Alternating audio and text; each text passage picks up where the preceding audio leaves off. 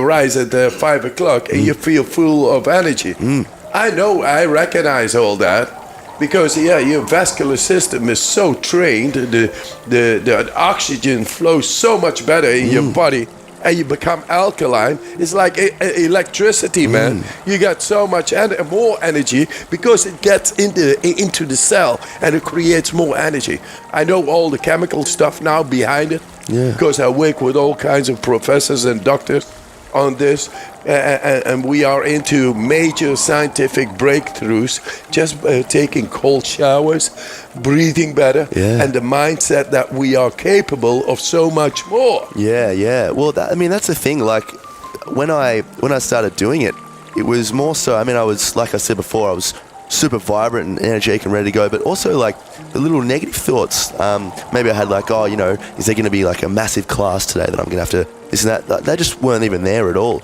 That's probably what I was most amazed about. It was the thought process, not just how I felt. Psychological lifts the cloud off your mind really early to start the day. Exactly. And the big helmet, the heavy helmet of the thoughts tolling around all day long, making you heavy.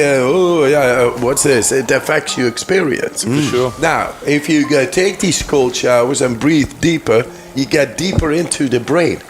You're losing yourself, you disconnect from all this thinking, you just feel great. Yeah, so totally. So when did you correlate, obviously you started doing this 25 years ago or something, these cold... Yeah, even more, 35 years ago. 35 years ago. So when did it become, okay, this feels really nice, this is a good way to start the day. When did you start actually putting more time and effort? How did it become such a phenomenon? Yes. And when did all these challenges and stuff start? How did it all come about? It all began with the soul search. I wasn't satisfied with things the way they run every day. And I see too much, like people being not open, not enthusiastic, going to work, the same cycle over and over again. No, it's like incarcerating your mind. So it creates disease, it creates a lower being, a lower libido, lower of everything. So I went into this soul church, visiting and practicing a lot of esoteric disciplines, practices, cultures, traditions, languages, I became a soul searcher. And a soul searcher always becomes a finder. And I found out one morning, walking in the park, Sunday morning, nobody was there. Everybody still sleeping, of course. Sunday, And there was a thin layer of ice on the water, and it just attracted me. I went in, and I felt this is it. Not because I was thinking about it, because I felt it. And that I was looking for, the mind-body connection directly the way nature meant it to be. And I felt great afterwards. I was only 1 minute inside, but from there, whenever you feel good about something, you go back. Oh yeah, man. And I have a real problem with that actually. Late at night, I can't seem to. Oh, never mind. What do you mean? Now it becomes interesting. So from there, I came back every day during the winter, getting into the ice water. And guess what? I began to become aware of my breathing. If I was breathing deeper, then I could stay longer in the water. And a couple of months from there, experimenting with it all, and don't do it at home yet. Don't do that, because I'm not recommending directly going into the water and doing all this. But I did it. Then progressively, gradual, in control, doing the right breathing, making me able 25 of these breaths while I was immersed in the water up to my neck, then take a full breath in, go down for 5 to 7 minutes every time under the ice. At ease, fully under control. And that gives a tremendous power, because the cold is, you don't feel the cold anymore. It's oxygen inside the deeper layers of your physiology going into the tissue. And when that happens, the chemistry of the body is changing, and it's under your command. You know how to manipulate it. So when you're doing these breathing techniques, I did the. This is cool. It's great stuff. I did the ice bath. I've been doing cold showers as well for a while now. I did the ice bath last night for the listeners. There was an evening with Wim Hof. I happened to be there. Did the ice bath. Now, is it when you're doing your breathing technique, which will go into the actual how that works. When you're doing the breathing technique, then is it something that you have to actually say? It's your mind. Your mind, because you change the physiology of your body, is your mind the next thing that has to tell your body how you want it to respond? Because you've changed your physiology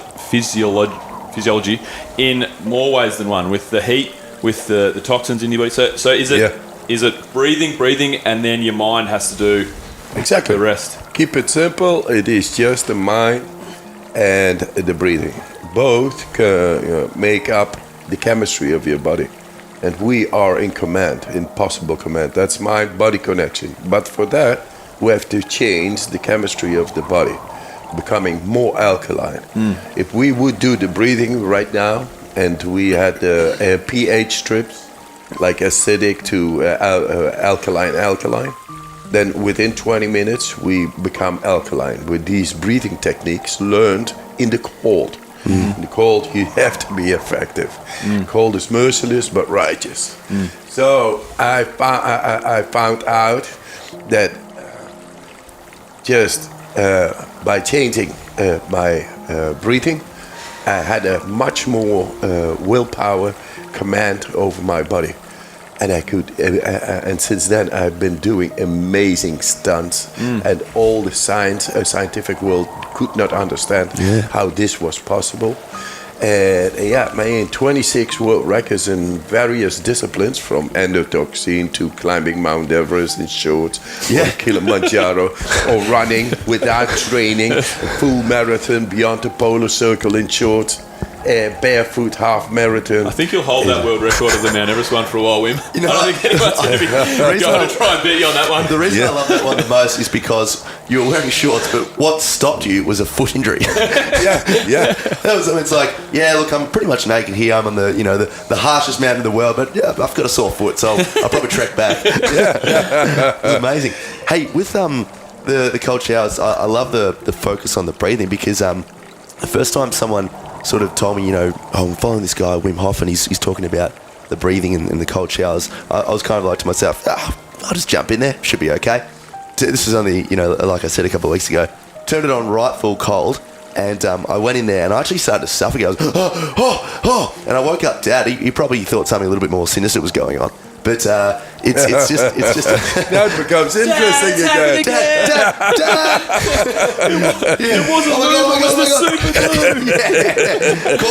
Call Dad. No, but it's amazing how I did that the first time, and it was just went to shit because I didn't know what I was doing. And then when I tried to pay more attention to the breathing, and I'd almost sort of meditate before I did it, and got really deep and relaxed, and then I went into the cold, and it was just so much easier. It was amazing, Wow. It was just that breathing focus, Yes. Can you explain the actual breath? Because people don't really know it. We're just talking about breathing. Like, can you explain or even show us? Because I was doing it last time, I wasn't sure if we were doing it right. Like, can you show us what you mean by the breathing? Yeah, the breathing changes the alkalinity in the blood and in the tissue. When that happens, the chemistry is optimized. What do you need to go in an extreme, like cold impact, is force on the body. You need to be optimized. Now, if you make yourself optimized using breathing to get deeper in the tissue, then you optimize the chemistry, and then the pain signal will not come even under the stress of a cold, freaking cold shower. I mean ice water, even that, and it shows that we are. I've been doing stuff, but doing the breathing well, optimizing my chemistry, makes me almost invulnerable. The water feels soft. Why? Because it's about the chemistry. The chemistry is able to neutralize the impact on the nervous system of the impact of the cold, a force on, and we got this chemistry, and it can be under our command.